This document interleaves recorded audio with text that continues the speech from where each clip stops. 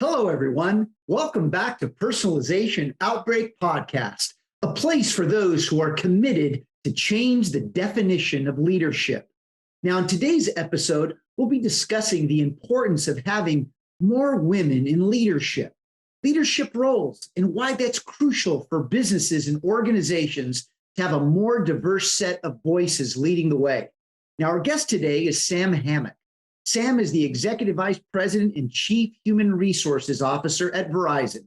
Now, Sam brings a rich background in talent development, where she implemented a culture of continuous learning and created strategies to reinforce talent readiness. Now, together, we'll be discussing ways to empower women in the workplace, how to prepare for the future of work by applying employee-centric methods, including offering more flexible work hours and creating a safe and supportive work environment, and how we can start empowering women in the workplace as a transformational force. Now, before we get started, please click the like button below, share it with your colleagues, and subscribe to our YouTube channel and social media at Glenn Yopes. Let's get started. The 2022 season of Personalization Outbreak Podcast is brought to you by City of Hope, a world leader in the research and treatment of cancer, diabetes, and other life-threatening diseases. City of Hope has been ranked among the nation's best hospitals in cancer by U.S. News and World Report for over a decade. Learn more about City of Hope at cityofhope.org.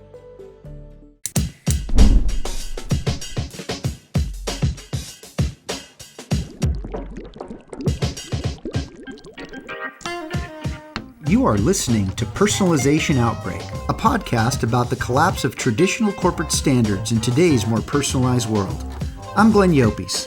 I'm a leadership strategist, author, contributor to Forbes, and founder of the Leadership in the Age of Personalization movement. On this show, I'm interviewing executives across multiple sectors to find out how the balance between standardization and personalization can exist. Welcome to the show, Sam. How are you doing today? I'm doing fantastic. Thanks for having me, Glenn.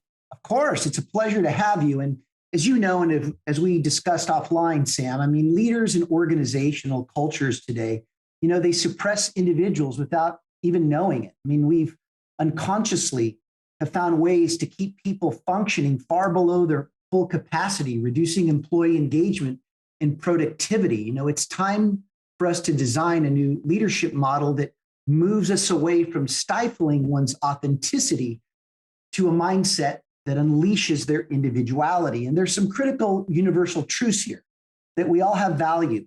We want to be included, that we are worthy. We want to be seen in our full humanity, and that we're unique and we want to be ourselves, that we have experience and insight and we want to do more, that we have ideas and we want to explore our possibility.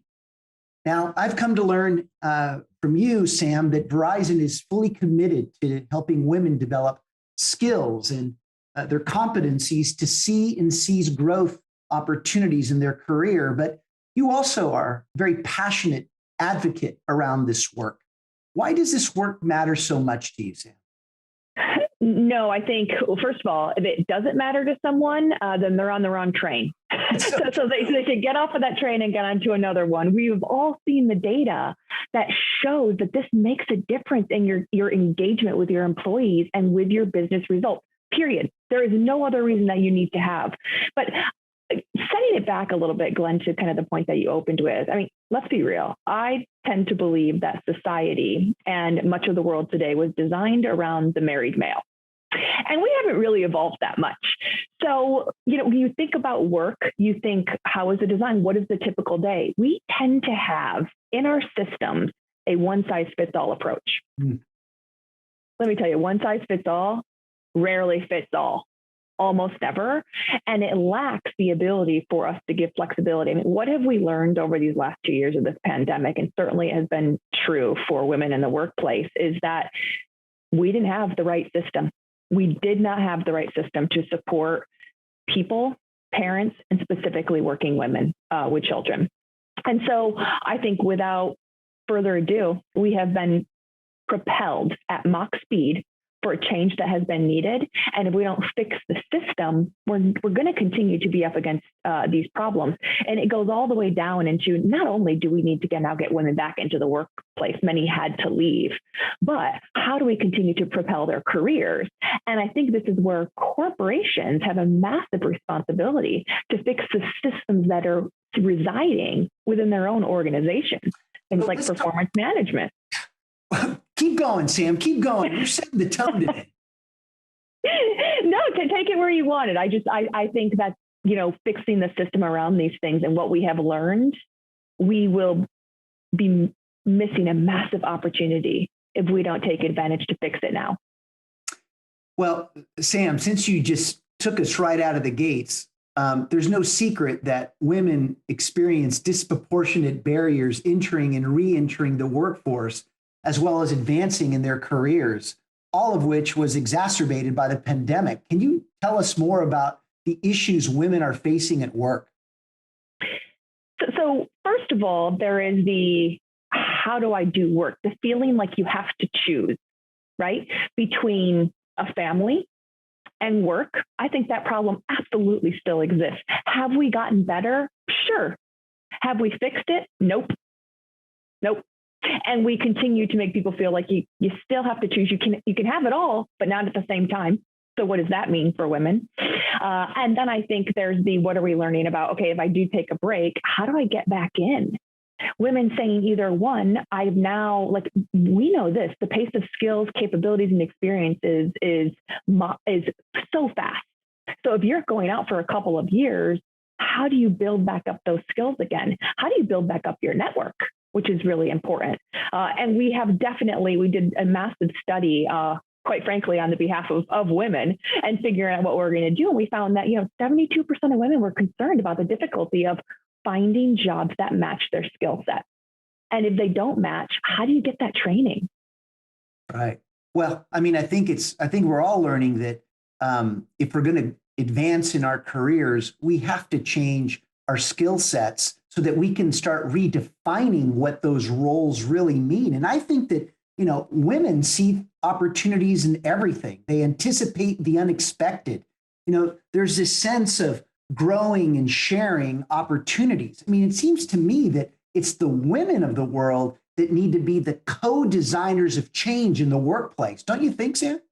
Glenn, what do when you want something done, who do you give it to? The busiest woman that you know? There's a reason that people say that, because we get things done. And you do it without a fanfare. Purpose, you get it done with intentionality, but more so you get it done for the betterment of a healthier whole, which, if we're going to talk corporate speak, that means the workplace culture. So what do we do next? I know that you're doing a lot of work right now with Women's Collab. And how does this help women look to return to and remain in the workforce? But more so, how does this help women become agents of change when we need to practice evolutionary thinking at work more than ever before?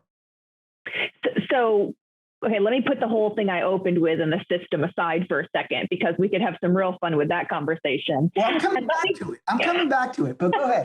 Perfect. I could talk all day about it. I don't necessarily have all the answers, but I got tons of questions and challenges for many of the people who are sitting in my seat on how we can fix that together. But, as you talked about Women's Collab and what did we do? First of all, Women's Collab is really kind of something that we have curated, but we don't own it. It's not a Verizon thing. It's really out there. And we have partnered with amazing firms and companies to really help. So we found that nearly 60% of women want to re-enter the workforce. So of non-working women who are still in working age want to re-enter, but they can't figure out how to do it. They either can't afford the training. They don't know how to get their skill sets matched. They don't have the right networks. So tons of potential, tons of promise. But how do they realize their ambitions? And so realizing that no one company could really do this. This again was a problem that we as corporate America society could really bind together and figure out how to do. And so we created a online virtual community for women, by women, but also with amazing allies. Because don't forget, men are really important in this equation. Who's making hiring decisions and training? we need everybody at the table to do this. And it's been awesome. Free resources, peer-to-peer support.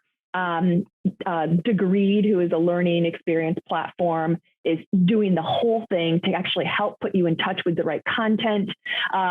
Harvard Business Achieve Institute, Female Quotient, tons of people coming to the table to support it. And how do we help people re-enter the workforce and give them those resources in a way that it's easy and intuitive?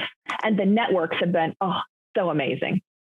So look, I watched a big portion of the event and I was incredibly impressed. So let's go back to the systems a bit, because I think this has a lot to do with how we fully activate platforms like Women's Collab to be as influential as they can be.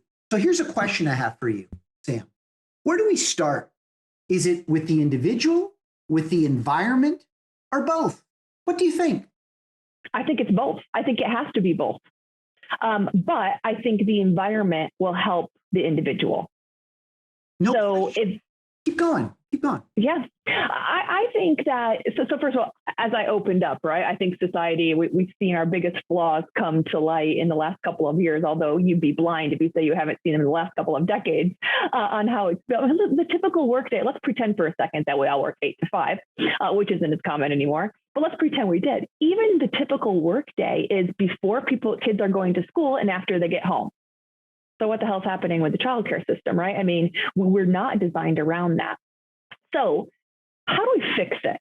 Now, I feel actually like a massive silver lining of the pandemic was it did propel us into an opportunity to think differently about the personalization and flexibility of a workday and what does that really mean? And this is an amazing example of, wait, why was it one size fits all? That's the dumbest thing I've ever heard, right? Like, what an ineffective, inefficient way to do work.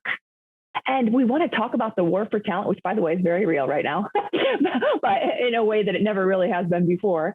We want to talk about that. It's really not rocket science. Give people the flexibility. And we know it can work, by the way. We just all worked from, a corner of our basement for 2 years alone. And guess what? We did it. We totally did it.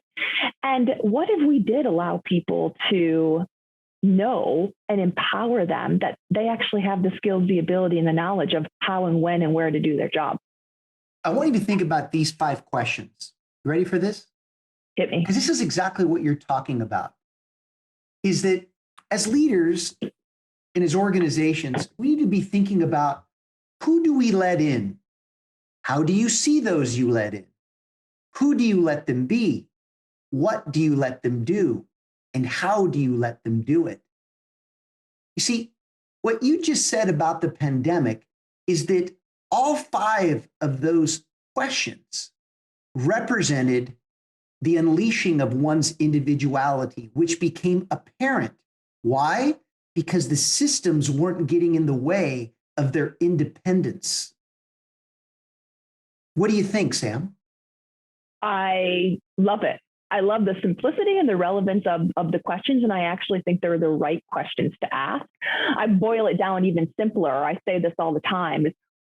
It's stop focusing so much on what needs to be done in that parameter. Like, I actually think that we limit ourselves and we hinder the ability to be innovative. What we actually need to do, and I love this, who you let them be. What an awesome question, Glenn. Like, who we let them be. And this is what happens here, Sam, is that the systems don't really allow us to be who we want to be. Because in the age of standardization, the institution, the business defines the individual. And we're at a point where, look, women have been telling us for years that we need to do a better job of bringing in the voices that know how to solve the problems. It's no longer about the job title and job description that solves the problem. It's about the capacity that people bring. And I believe it's the discovery of the capacity that women bring that can be a huge turnaround during this time of survival, renewal, and reinvention. I don't know of any woman out there that hasn't shown us already that they're masters of survival, renewal, and reinvention. What do you think, Sam? Well, I certainly like that talk track, Glenn. Well, it's the truth. You guys have taught us that. My mom taught me that. I mean, believe me, I'm a mama's boy. Why? Because she taught me how to understand not just the importance of the individual. She taught me to respect more than recognize. Yeah. She taught me that it's our job to have each other's backs. She taught me that there's no sustainability without love amongst people who care for each other and want the best for one another. So this takes me to the question of how does this all play out in the future of work? Because I don't think the future is in 5 years. I think it's now. How does this all play into that? No, I absolutely think it's now. And I really, really believe that if we don't figure out how to take advantage of that and how to react to the now, we're going to lose. We're going to lose drastically. We have the luxury of time to react, Sam? No, I don't think we have the luxury of time, right? I mean, time is our most precious commodity. And in fact, it goes back to the system. It goes back to what you're talking about with women. I mean, if we can't figure that out, but I think we can. I really, really, truly think that we can. And I think that as we think about the intersection between technology, people, and place, we have everything we need to figure this out. We just need to get out of our own way. Sam, I actually think just from listening to you that women have figured it out. Mm-hmm. The question is, are the systems ready to change? Let me throw this at you. Are we ready to move from solving for diversity to solving for inclusion? I mean, the biggest question I have is, why haven't we figured out how to measure inclusion? I mean, it seems to me that these are the attributes that give women distinction. I think you guys figured this out a long time ago. So what do we need to do, in your estimation, to create the environment for women to thrive at work? What do you think? It's interesting. We've been talking lots about systems and next steps, and do we have the time? As I think about DE&I and moving, by the way, I'm really proud of the journey that I've seen happen over the last decade and certainly over the last 2 years. Sure. It's been a ton of the needed conversations, driving much deeper awareness, education. We all needed that. But I probably speak for a lot when I'm like, okay, great, let's talk more action. And I think one of the answers to that is, to your point around, why aren't we talking about better ways to measure inclusion? And what does that really look like? How do I define success? And what do those numbers and metrics look like? I actually think there is a much needed opportunity to now integrate what we have been doing with DE&I about putting women at the forefront of what we need to, how do we solve these problems? Integrate those things we've been talking about into the system. I talk a lot about the talent system and the processes that we use that actually will drive action. Every company has them. I don't care if it's performance management, how your talent ratings work, your formal talent planning, that's your system. But there is a massive opportunity to think about what is wrong in the system of that today that will actually propel us to build and carry that pipeline forward. But it's about action. So what are some actions that you can share with the audience that might drive them to be courageous enough to act along with you? Yeah. A couple of examples that I would use is everyone loves the topic of performance management, right? I could talk about performance management all day long for a couple of different reasons. And let me focus it in on how I think about it, that it impacts the system. And I actually think that it is a major need for us to evolve if we are ever going to measure inclusion in the right way. Because the majority of companies, these systems are very robust in their companies today. And they're really integrated into deeper steps. So for example, performance management, we all know it, we love it, we hate it, of what it talks about and what it's supposed to do, right? It gives you a rating, it's linked to compensation. This is how I know who's performing really well. We use those ratings to say who's in the pipeline for future job opportunities, give me the best, I'm going to consider to bring them up, promotion, laterals, etc. But how do those ratings happen, Glenn? really subjective. Really subjective. It is a whole lot of art and a real little amount of science. And the same thing goes for talent ratings, right? When we go, like, any companies do this in a multitude of ways, but we say, give me your potential rating. What are they going to do? Are they going to go 1 level, 2 levels? Are they going to be the CEO? Listen, again, super subjective, but those ratings go into the way that we plan for talent. And I love myself a good process and a good system. But if the major inputs to that are subjective, we have a massive problem. Yeah. So oftentimes I think that we're incentivizing and rewarding the wrong things, which then makes me think that sometimes we may be solving for the wrong opportunities. So what lessons can other companies and business leaders take from this conversation that we're having? What do you think? Well, first of all, my goal is infuse more science. We talked about this notion of being in a digital world. I certainly think there's an awesome opportunity. It's not scary at all to think about bringing HR into the world of digitalization. Look, we have all this amazing data on our people. They have told us this. They tell us about themselves all the time, what their aspirations are, what they want, what their skills are, their capabilities, their experiences. Why aren't we using that? Why aren't we using the data in a more compelling way and integrating that into some of these systems? And so my challenge out there is bring more science, listen to your people. We do a lot of our companies that we're all working for, we do such an amazing job about being customer centric. Why aren't we more employee centric? Well, that's the question I have. I mean, we've been spending millions and billions of dollars of personalization in the marketplace, but why not the workplace? Right? I mean, we're both one of the same these days. Oh, absolutely. Absolutely. I say, we'd all be winning if we were obsessed with employee experience like we are our customer experience and our bottom line. No doubt. No doubt. So tell us a little bit about this. How can women who have experienced unnecessary barriers for much too long serve as transformation advocates? Because that's what we're really in search of. And how can women play that role?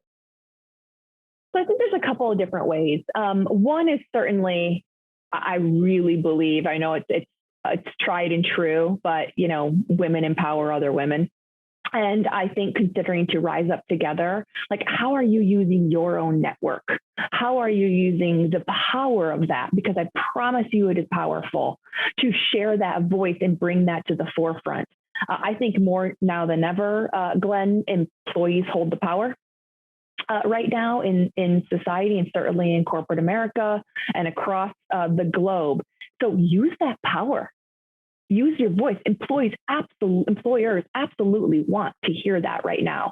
And so as we continue to rise up, leverage the network, leverage your voice, because I promise you can make an impact. People are listening right now. We don't have all the answers, but is the broader community? We certainly do. And we can absolutely get precious about the problem together. Sam, as we get closer to wrapping things up here, here's a thought. Corporate America is driven by results, but people want to be in an organization where they can experiment, maybe apply some of their own capacity in areas that have been ignored in the past, or maybe because we just didn't know one's capacity to deliver those results in a non-predetermined way. What is your thought around what it's going to take to start unleashing the individuality of people? Because one thing I've learned is that these systems, going back to that, have suppressed people to the point where they've lost any sense of their own identity. How do we shift from suppressing to unleashing? Yeah. Well, I do think it comes back to a little bit of the culture that you're creating, and people have to, one, trust it. And we don't. The trust is not there today in many places. There has to be psychological safety. Like, great, I totally want to throw my ideas out there. And when I would experiment, and part of experimentation, by the way, is that you're going to get a whole lot of stuff wrong. But if I don't feel safe to do that, and I don't trust the culture that is kind of around me, and that's the environment that we're going to be talking about and thriving in, and by the way, seeing examples of it happen around me, yes. No, people are never going to feel free to do it. So a lot of it is culture, but it also comes back to, we're talking about like people, what's happening in the workplace today, and call it what you want, the big quit, the great resignation. We're all trying to retain our amazing people, right? I really, really believe that. But I also believe, Glenn, it's not rocket science. It's really not rocket science. So, allow this to happen really naturally. And if you have to manufacture those moments for people to really do that type of experimentation, to innovate, to truly fail. This is one place where I feel strongly like, stop talking about, oh, I want you to fail. You got to show people that you're failing, that it's okay to fail, and that you're going to celebrate that because it means you were trying something new. Really not that hard to be a great leader and make your employees feel really engaged and impactful. I love your energy, Sam. I want to come work for you. I mean, my goodness, you have this attitude and this spirit about you that really gives anybody permission to truly be and share themselves. And so we'll end by, I'd love for you to react to this comment.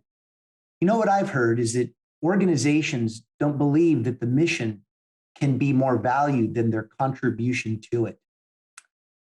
What do you think about that? I mean, right now, employees want to feel that they're not just as valuable as the mission, but they're even more valuable than the mission because they want to help organizations actually define their missions rather than the mission defining them. What are your thoughts? I think the mission doesn't exist without the people.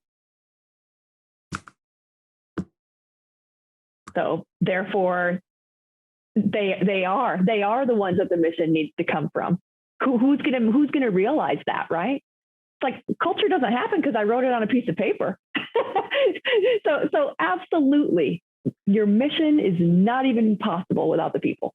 So Sam, I need to come back to something, and I think we spoke about this offline. That you're a CHRO that came from finance and accounting.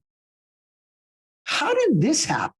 I mean, and I want to bring this up because one of the themes that we're touching on, but not saying directly, is that we all have to be in reinvention mode. And I think that there's talent out there within organizations that we haven't even discovered yet. So how did you discover for yourself that you were meant for leading people and systems for the betterment of people? I don't know that it was certainly in my own view, but I would say this to anytime I have a talent conversation and discussion is, are you really willing to walk through that door? Mm. And Glenn, you asked the question in terms of, people wanting to feel like they can experiment, they can try new things, you can innovate and you fail. We've got to be ready to do that for ourselves. And trying something totally new, I actually didn't want to at first, right? Well, when the opportunity came my way, I said, "Oh, I don't think so. That feels kind of soft, not really up my alley." But you know what? Function has evolved more than anything. It's probably HR.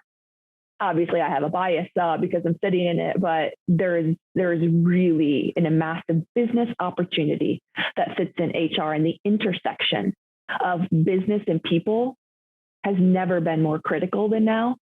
And so I tell people all the time, make a bet on yourself, but take risks on yourself. And if it doesn't work, guess what? There's a million other opportunities out there. And that's why this is a good opportunity for you and other CHROs to start approaching the function from it being a cost center to a growth strategy. Yeah. Sam, it's been a pleasure. Thank you so much for being with us today. And as we end every show, when you lead in the age of personalization, you will see things that others don't, do what others won't, and keep pushing when prudence says quit. Thank you, Sam. Thank you, Glenn. My pleasure. Thanks for listening to Personalization Outbreak. Make sure to subscribe so you never miss a show. If you enjoyed the content, visit ageofpersonalization.com to check out our free streaming video series and learn how to get involved in the movement. I'm Glenn Yopes. I wish you a good day, and remember, without strategy, change is merely substitution, not evolution. Learn more about City of Hope at cityofhope.org.